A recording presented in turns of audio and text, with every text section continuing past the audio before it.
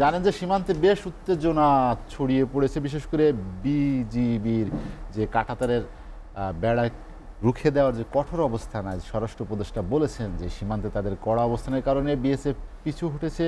ভারতের যে high commissioner প্রণয় ভার্মাকে পররাষ্ট্র মন্ত্রণালয়ে তলব করা হয়েছিল, সেখানে তার কৈফিয়তও চাওয়া হয়েছে। তিনি অবশ্য বলেছেন যে বিশেষ করে সীমান্তে চোরাচালান, সীমান্তকে নিরাপদ রাখতে যৌথভাবে তারা কাজ করবে, কিন্তু কাঁটাতাড়ের বিষয়ে কোনো সিদ্ধান্ত বা সেরকম কোনো বক্তব্য আমরা পাইনি। প্রতিবেশী দেশ ভারতের যে এই যে ক্রমাগতভাবে 5 আগস্টের পরে বিভিন্ন পদক্ষেপকে আপনি কীভাবে দেখেন, তারই ধারাবাহিকতায় এই কাঁটাতারের বেড়া নির্মাণ করছে কিনা?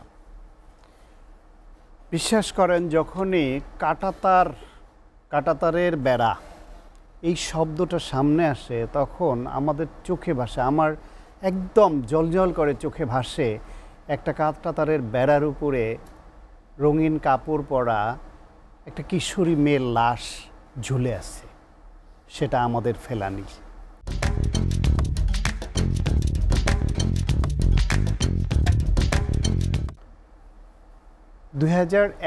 সালের 7 জানুয়ারি, আজকে মাত্র 13 জানুয়ারি শুরু হলো, মানে এই 5-6 দিন আগে 7 জানুয়ারি সেই ঘটনা ঘটিয়েছিল 2011 সালে।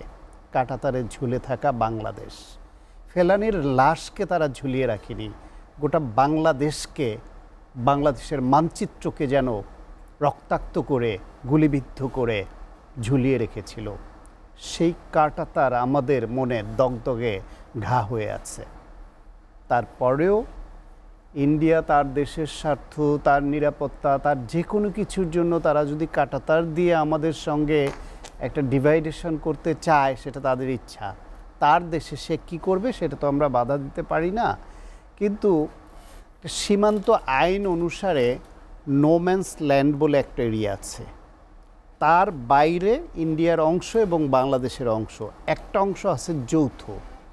ওইখানে চাইলেই বাংলাদেশও কোনো স্থাপনা করতে পারে না, ইন্ডিয়াও কোনো স্থাপনা করতে পারে না।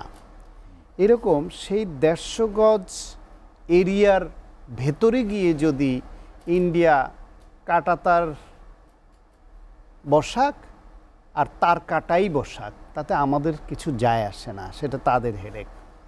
সমস্যা হচ্ছে ওদের যে আগ্রাসী মনোভাব। যেমন ওদের বিএসএফ সদস্যরা, এরকম বহু ঘটনা ঘটেছে আমাদের দেশের সীমান্তের ভেতরে ঢুকে, যে কৃষক তার ক্ষেতের ফসলটা কেটে নিয়ে যায়, ছাগল পালছিল, ছাগলটা ধরে নিয়ে যায়, তার গাছে ফল হয়েছে, ফলটা কেটে নিয়ে যায়। এরকম ঘটনা বহু ঘটেছে। মানে অ্যাজ ইফ যে ওটা ওদের অধিকার, ওরা যা খুশি তাই করবে। আমাদের দেশের নিরীহ মানুষ, তারাও ওইখান দিয়ে কেউ যদি ভুলেও ঢুকে পড়ে বা কাছাকাছি হাঁটে, তাকে গুলি করে হত্যা করে ফেলে। সেই অবস্থার মধ্যে হঠাৎ করে তারা এই বাংলাদেশের সঙ্গে দীর্ঘদিনের যেরকম নিপীড়ন তারা চালায় সীমান্ত হত্যার মাধ্যমে, এবং নানানভাবে বঞ্চিত করেই তো, তার ফিরিস্তি অনেক বড়, সেটা নিশ্চয়ই পরের আলোচনায় বলবো, বা আমার সহালোচক যারা তারাও বলবেন। কিন্তু এই কাঁটাতারের বেড়া সাম্প্রতিককালে দেওয়াতে যেটা হয়েছে, যে বাংলাদেশ সরকার অন্তত একটা প্রতিবাদ করেছে যথাযথ ভাষায়। যথাযথ ভাষা, অনেকে বলেন কড়া প্রতিবাদ এই সে, ওটা না। আমি বলছি যথাযথ ভাষায়। অনধিকার চর্চা করলে একটা স্বাধীন সার্বভৌম রাষ্ট্রের যে প্রতিবাদটা হওয়ার কথা ছিল, সেটা স্বাধীন বাংলাদেশের 53 বছর আসলে আমরা কার্যকর প্রতিবাদ ওইভাবে দেখিনি। এই প্রথম, এর আগেও কয়েক মাস আগেও যে সীমান্ত হত্যা হয়েছে, তখন বাংলাদেশ সরকারের তরফ থেকে যে প্রেস নোট দেওয়া হয়েছে, যে প্রতিবাদ লিপি দেওয়া হয়েছে, সেই ভাষা আমাদেরকে নতুন করে উজ্জীবিত করে যে প্রতিবাদটা এরকম হওয়া দরকার। ঠিক এইবারও যখন ওরা কাঁটাতারের বেড়া দিতে এসেছে এবং অমীমাংসিত জায়গায় ঢুকে সেটা করতে গেছে, স্বরাষ্ট্র উপদেষ্টা বলেছেন যে 3টি জেলার 5টি জায়গায় বিএসএফকে প্রতিহত করেছে বিজিবি, এবং সেটাকে তাদের কাজ বন্ধ রাখতে বাধ্য করা হয়েছে। বাই দিস টাইম বাংলাদেশে নিযুক্ত ইন্ডিয়ান রাষ্ট্রদূত, তাকে তলব করা হয়েছে, প্রতিবাদ করা হয়েছে। এখন ইন্ডিয়া কি করে সেটা আমাদের দেখার বিষয়। ইন্ডিয়ার কাছে আমাদের প্রত্যাশা অনেক থাকলেও প্রাপ্তি একেবারেই খুব মানে নগণ্য। শেখ হাসিনা বাংলাদেশ থেকে পালিয়ে যাওয়া একজন খুনি, গণহত্যাকারী। 16টা বছর ধরে, বিশেষ করে 2012-র পর থেকে ব্যাপক নির্বিচারে গুম খুন করেছে। ক্রস ফায়ারের নামে এক্সট্রা জুডিশিয়াল কিলিং করেছে পরিকল্পিতভাবে, সেটাও খুন, এবং সরাসরি শেখ হাসিনা নির্দেশ হয়েছে। সেসব তথ্য প্রমাণ এখন সামনে আসছে।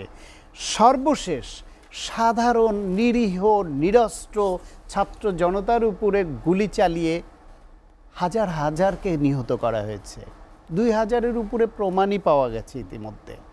সেই রকম একজন নৃশংস খুনি বাংলাদেশ থেকে পালিয়ে ইন্ডিয়ায় আশ্রয় নিয়েছে।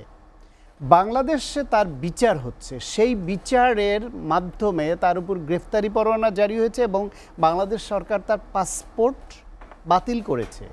আর ইন্ডিয়া তাকে ভিসার মেয়াদ বাড়াচ্ছে। কি বৈপরীত্য!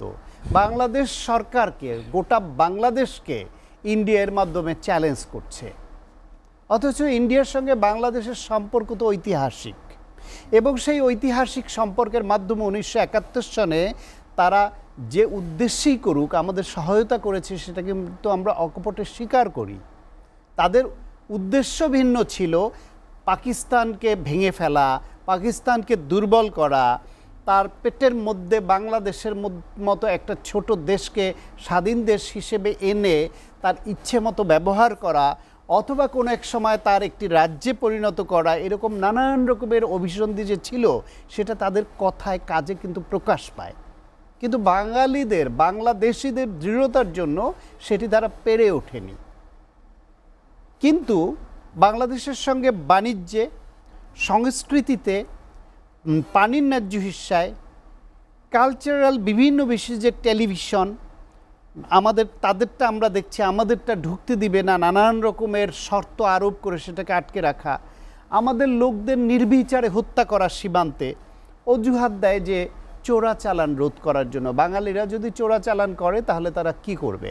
এমনকি আওয়ামী লীগ সরকারের গুরুত্বপূর্ণ মন্ত্রীরা, দলের সাধারণ সম্পাদক কি নির্লজ্জভাবে বলছেন যে যদি চোরাচালান করে তাহলে কি করবে? তাহলে তো গুলি খাবেই।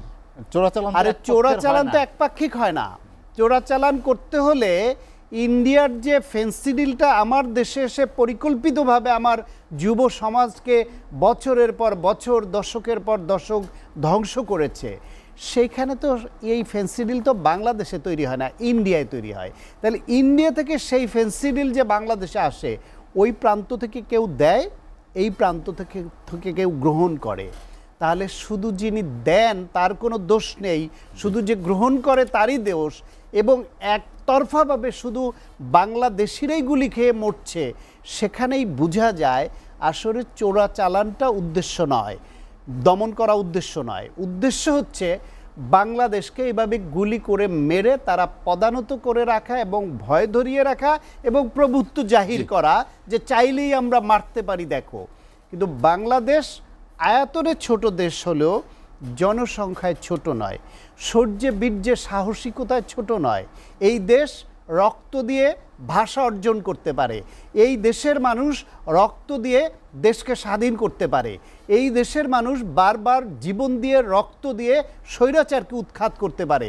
এই দেশের মানুষ সর্বশেষ একটি গণ অভ্যুত্থানের মাধ্যমে, কেউ কেউ সেটাকে বিপ্লবও বলেন, তার মাধ্যমে শেখ হাসিনার মতো একটি মাফিয়াতন্ত্র, গণহত্যাকারী, একটি নৃশংস স্বৈরাচারী ফ্যাসিবাদী সরকারকে পালিয়ে যেতে বাধ্য করতে পারে। সুতরাং ইন্ডিয়াকে তাদের স্বার্থেই একটা সৎ প্রতিবেশী সুলভ আচরণ করে বাংলাদেশের জনগণের সঙ্গে ইন্ডিয়ার জনগণের সম্পর্ক অব্যাহত রাখতে, তাদের বাংলাদেশের যে বাণিজ্যের যে বড় একটা সেক্টর এবং বাংলাদেশি জনগণ যে তাদের দেশে গিয়ে যে পর্যটন, কেনাকাটা, চিকিৎসায় তাদের বাণিজ্যে যে সহযোগিতা করে, সেই স্বার্থে ইন্ডিয়া যদি নতুন করে না ভাবে, তাদের এই বাংলাদেশ বিরোধী এই অন্যায্য অবস্থান যদি অক্ষুণ্ণ রাখে, তার মাসুলও ইন্ডিয়াকে দিতে হবে।